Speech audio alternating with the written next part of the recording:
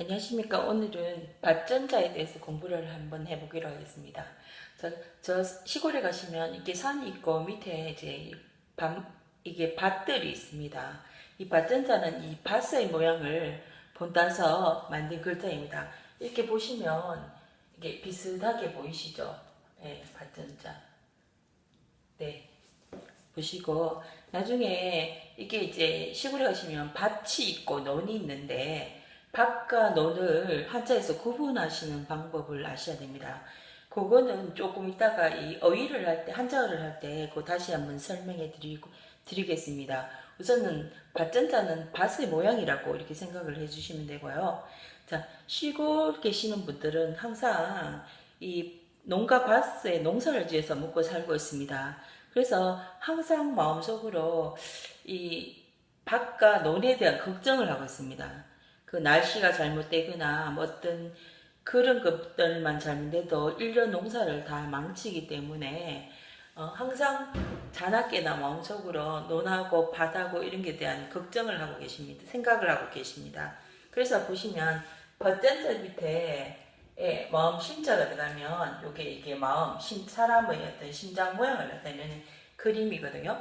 그래서 밭하고 마음 심자가 붙으면 마음속으로 밭을 항상 생각을 하고 있습니다. 자나깨나.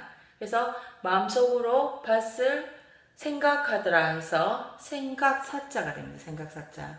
예, 항상 한자가 어려운 게 아니라 가장 기본 글자를 아시고 거기에 다른 글자, 다른 부수가 붙느냐에 따라가 뜻과 음이 변하거든요.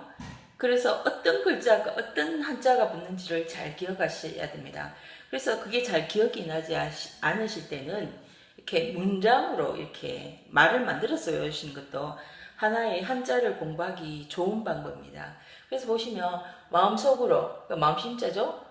밭을 생각한다. 그래서 한자가 생각사자다. 이렇게 외우시면 이 생각사자가 조금 더 쉽게 외워지실 겁니다. 그 다음에 보시면 또 옛날에는 이제 남자 여자 일이 좀 구분되어 있었습니다. 그래서 이제 보통 논밭에서 일을 하는 사람들이 좀 남자들이 많았습니다. 그래서 보시면 이 밭에서 네, 밑에 힘용자가 들어가죠. 힘쓰는 사람들이 이제 남자들이었다. 그래서 남자도 되고요. 옛날에는 이걸 이제 사내 남자라고 했습니다. 사내 남자.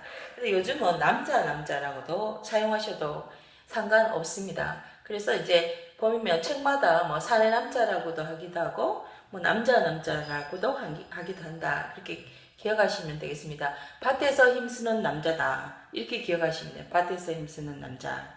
자, 그 다음에 보시면요. 요 글자는 조금 어렵습니다. 이게 생각외로 잘 안 내어지는 글자인데요. 이것은 밭의 모양을 보시고 이제 생각을 하시는 게 더 좋습니다. 자, 보시면 밭전자에 요게 밭전자고요. 뭐가 붙었나 하면 앞에 실사자가 붙었습니다. 실사자. 우리가 이제 한자에서 실사자가 굉장히 많이 나오는데요. 이 실의 의미는 뭔가 있나 하면요. 머릿속으로 실을 떠올려 보시면 가늘다. 뭔가를 이어준다. 네. 뭐 줄이다. 뭐 이런 의미가 굉장히 실사자가 많습니다. 나중에 실사자에 대해서 따로 배우실 건데 실사자는 우리가 옛날에 실타래 모양이라고 기억하시면 됩니다. 실타래 모양.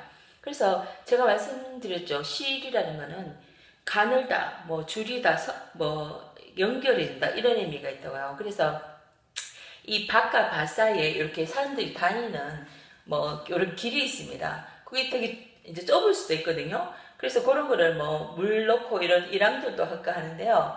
뭐 이렇게 오시면 실처럼 가는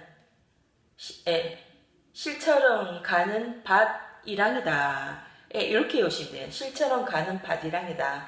그래서 요 한자에 실하고 밭이 붙으면 가는 세자가 됩니다. 가는 세자. 그래서 많이 쓰는 게 세분한다. 가늘게 이제 나누어 준다. 뭐 이렇게 생각하십니다. 실 더하면 가늘 세자가 된다는 거. 그 다음에 또 보시면 여기 뭐가 붙냐면요. 바다하고 흙이 붙습니다. 여기는 흙토자입니다. 흙토자.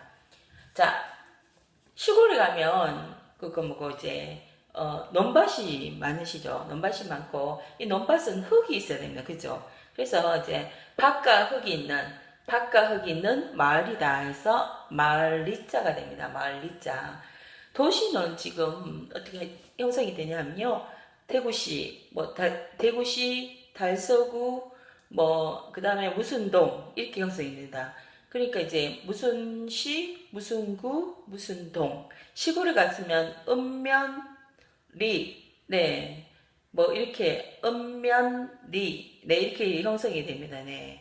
하니까 이제 행정구역상에 이제 부르는 이름이 다르다는 거. 그래서 이제 우리는 밭과 흙이 있는 마을이 해서 요 마을에 이제 제일 어른을 이장님이라고 합니다. 이장님. 자, 한자에서 저기 신경을 쓰셔야 될 부분은요. 리로 끝나지만 앞에 올 때는 이자로 쓴다는 거, 이자로. 왜냐면 우리나라 말은 리어를 앞쪽에 쓰지를 않습니다. 자, 북한은 리 이렇게 씁니다. 하지만 우리나라는 이로 바뀌어 쓰시죠. 항상 이제 그거를 잘 구분하셔야 된다. 그걸 구분하시게 되면 우리가 이제 한자를 알고도 이제 음을 달 때 틀리는 경우가 굉장히 많습니다. 그래서 제일 앞에 글자에 리을자가 오지 않는다. 그래서 리로 끝나지만 앞에 왔을 때는 이로 쓴다는 거. 이장님 할 때 이음으로 발음 난다는 거 기억하시기 바랍니다. 그 다음에 보시면 이렇게 옛날에 이렇게 마을들이 있었어요. 마을. 네. 마을을 다 합쳐서 이렇게 합쳐서 왕이라고 해요. 이게 이제 임금왕자인데요. 임금왕자는 또 구수록자하고 또 같은 의미로 쓰입니다. 그렇지만 여기서는 이제 왕으로 제가 이제 그거를 연결해 보겠습니다. 왕이 마을을 다스리더라. 네. 그래서 다스릴 리자가 됩니다. 다스릴 리자. 그리고 또 이 글자는 이치리자 됩니다. 어떤 원리를 따진다 할 때 이치리자, 예. 한데, 왕이 직접 다스리지는 못하고요. 그 마을, 이장님들이 있고, 또 그 위에 지금처럼 도지사나 대구시장처럼 이렇게 현감이나 현령이나 이런 사람들이 다 있었습니다. 예, 있고, 이제 왕은 중앙에서 이렇게 이제 그렇게 전체적으로 이제 통치를 할 뿐이거든요. 하지만 여기에 이제 마을리자에 임금왕자가 붙으면 다스리 이치리자가 된다는 것을 기억해 주시기 바랍니다. 그 다음에 요거는 그 모양을 정확하게 구분하셔야 됩니다. 모양을. 밭전자가 요 모양이라면요. 자, 보시면요. 자, 요런 글자가 있습니다. 요런 글자. 밑으로 나왔죠. 이렇게 밑으로. 밭전자에서. 자, 요거는 어떻게 기억하시냐 하면요. 갑옷이라고 생각이 됩니다. 우리 요 가운데가 사람이고 이 사람의 몸을 보호하기 위해서 삥 둘러서 입는 그 옷이지 않습니까? 갑옷이 전쟁 같은 거 할 때. 그래서 여기에 사람이고 이걸 삥 둘러서 입는 옷이라는 뜻이라서 이제 갑옷, 갑자라고 기억하시면 좋겠습니다. 이 갑자에는 또 천간에 우리가 나중에 이제 천간지지라는 거를 이제 배우실 수도 있는데 이게 이제 천간에서는 이제 천간갑자된 천간갑자. 그래서 이제 지금은 지금 같으면 2017년 이렇게 사용하시지만 옛날에는 천간과 지지를 연결해서 그걸 우리가 연도로 썼습니다. 그래서 갑신정변이다, 갑오경장이다 이런 거를 역사를 배우시면 붙게 되는데요. 갑신년에, 갑오년에 그리고 또 연도 따로 있죠. 임진년에 이제 일본이 쳐들어와서 난을 일으켜서 임진년에 외가 난을 일으켰다 해서 임진왜란 이렇게 쓰이듯이 네, 이 지금 천간갑자는 네, 옛날에는 이제 그 연도에 해당하는 연도를 이제 나타낼 때 쓰는 그런 글자라고도 생각하시면 되겠습니다. 네, 갑옷갑자가 됩니다. 그 다음에 또 요 밭에서 요 밭인데 뭐가 올라오고 있습니다. 예, 예. 요 밭에서 뭐가 올라오는 일은 다 이유가 있습니다. 이유. 예. 그래서 이 글자가 말하자면 이제 까닭유자가 됩니다. 밭에서 사기 올라오는 까닭이 있더라. 이유가 있더라. 네. 할 때 우리가 이제 이유 할 때 유자, 이제 까닭 유자도 되고요. 그 다음에 옛날에 이거를 이제 말미암을 유자로라고 쓰였습니다. 말미암을 유. 근데 이제 대부분의 애들이 말미암을이라는 말을 잘 안 쓰니까 그게 무슨 뜻이에요? 이렇게 묻는 경우가 굉장히 많습니다. 그럴 때는 그게 뭐뭐로 인하여 어떤 이제 원인이나 이유, 까닭, 뭐 그런 의미로 썼다고 이제 설명을 해 주셔야 됩니다. 그래서 그래서 이제 말미암을 유자, 까닭 유자 이렇게 외우십니다. 밭에서 뭔가 올라오는데도 다 뭔가가 까닭이 있습니다. 그게 사람이 이 세상에 태어내는데도 무슨 다 이제 어떤 이유들이 있습니다. 까닭이 있습니다. 그렇기 때문에 사람의 목숨은 이제 굉장히 귀한 거고요. 그 다음에 이제 여기 보시면 또 이것도 모양을 외워주셔야 되는데요. 예, 요렇게 씁니다. 이건 이제 밭에서 위아래로 이렇게 나오고 있습니다. 밭에서. 예. 그래서 이 한자는요, 이제 뜻이 좀 여러 가지가 있습니다. 밭에서 뭔가 위아래로 나오는데도, 밭에서 위아래로 펼치더라, 해서, 펼신자도 되고요. 이제, 알릴 신자도 되고, 또 이제 띠에 들어가시면 이제 원숭이 신자 됩니다. 이게 원숭이 신자. 그래서 나중에 이제 십이지지할 때, 자축, 인묘, 진사, 오미, 신유 하면 신이 이제 원숭이라는 의미도 되고요.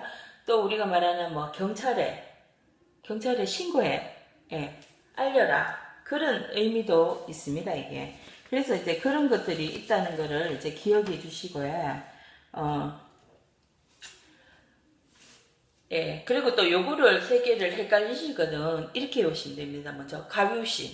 김유신이 아니고, 감유신. 예, 요렇게 하면 조금 더 쉬운 시도 있습니다. 가유신이라고. 네네.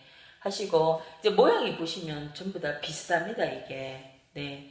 비싼데, 이제 이 밭전자를 기준으로 했을 때, 이제 모양이 어떻게 변하는지에 대해서, 이제 요 그림적으로, 이게 글씨라고 생각하지 말고 이제 우선 그림이라고 생각하시고 자꾸 이제 그걸 이미지화 시켜서 좀 기억해 주시면 나중에 한자를 쓰시기도 편하고 그리고 또 잘 잊어버리지 않습니다. 네. 그 다음에 이제 이렇게 우선 한자에 대해서 대강 배웠으니까 이 한자가 들어가는 이제 한자에 대해서 공부를 한번 해보도록 하겠습니다. 자, 보시면 밭전자가 들어가는 한자가 뭔가 있나 하면요. 자, 전답이라는 말이 있습니다. 전답. 예. 보통 이제 농가밭 이렇게 해석을 많이 하시는데요.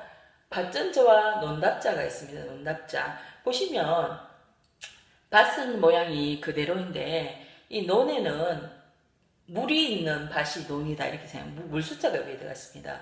논에 가시면 항상 물이 있습니다.